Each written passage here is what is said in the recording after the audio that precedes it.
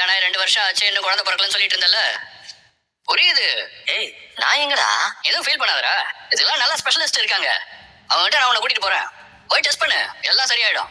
உனக்கு கண்டிப்பா குழந்தை பிறக்கும்டா. நீ எதுக்கு அவசரப்பட்டு தத்தெடுக்கலாம்னு யோசிக்கிற? நீ என்ன மத்தவங்க மாதிரியா? இப்போ இனிமே குழந்தையே பிறக்காதுன்னு நினைக்கிறவங்க குழந்தைய தத்தெடுக்கிறத பத்தி யோசிப்பாங்க. உனக்கு எப்ப கல்யாணம் ஆச்சு? 2 வருஷம் தானே ஆச்சு. சில பேருக்கு 5-6 வருஷம் கழிச்சு கூட பிறக்கும். கரெக்ட் தான். அது கூட இப்போ சில பேருக்கு குழந்தை பிறக்கிற பாக்கியமே இருக்காது. அவசரப்படாதடா. சில பேர் இருப்பாங்க, அவங்களுக்கு உடம்புல ஏதாவது பிரச்சனை இருக்கும், குழந்தைய பெத்தெடுக்கிற திராணியும் இருக்காது, அதுக்கு பக்கம் இருக்காது. சில பேர் இருக்காங்கடா, அவனுக்கு ஆடுற ஆடத்துக்கு கடவுளே உடம்புல ஏதாவது குறைய கொடுத்துருப்பாரு. குழந்தை பிறக்கிறதுக்கு சான்ஸே இருக்காது. யாரா நீ? உன்னை பத்தி நான் ஏன் பேசுறோம்?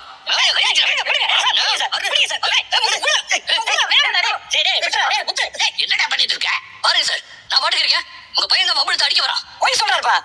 பம்புகள் தரலாம் அவர்தான். அவர் புத்தி ரொம்ப மட்டமா இருக்கு. எம்மையா கேட்கிறான். நான் நினைச்ச உள்ள தூக்கி போட்டுருவேன். ரவுடியை பத்தி வச்சிருக்கீங்க. முத்துக்கு அருணுக்கு என்ன பிரச்சனை? அவங்களுக்குள்ள எந்த பிரச்சனையும் இல்லையே மாமா. அப்புறம் எதுக்கு தெருவில் நின்று 2 பேரும் சண்டை போட்டுட்டு இருக்காங்க? கூட சண்டை போட்டீங்களா? உங்களை தான் கேக்குறேன், அருண் கூட எதுக்கு சண்டை போட்டீங்க? இவனை புள்ளைய பெற்றதுக்கு இதெல்லாம் பட்டுதானே ஆகணும். கேக்குறதுக்கு பதில் சொல்லுங்க, எதுக்கு சண்டை போட்டீங்க? உன்னாலதான். நானும் அவரோட போய் ரோட்ல சண்டை போட சொன்னேன் உங்களை. ஏய், நீயும் அருணும் தெருவில் சண்டை போட்டுட்டு இருந்துட்டு இப்ப மீனாவை காரணம் சொல்றேன். என்ன இவதான் காரணம் இருக்கு? கிருஷ்ண பார்க்கும் போதெல்லாம் சின்ன வயசுல என்ன பார்த்த மாதிரி எனக்கு தோணுதுப்பா. பெரியவங்க செய்யற தப்புக்கு குழந்தைங்க தான் இங்க பாதிக்கப்படுறாங்க. அவங்களுக்கு என்ன மாதிரி எடுக்கணும்னு பயமா இருக்குப்பா. அதுக்குதான் அவனை தத்தெடுக்கலாம் நான் சொன்னேன். ஆனா அவன் முடியாது சொல்லிட்டாப்பா. ஏன்னு கேட்டா அதுக்கு ஒரு காரணம் இருக்குன்னு சொல்றான். என்ன காரணம்னு கேட்டா அது இப்ப சொல்ல மாட்டேன், நேரம் வரும்போது சொல்றேங்கிறாப்பா.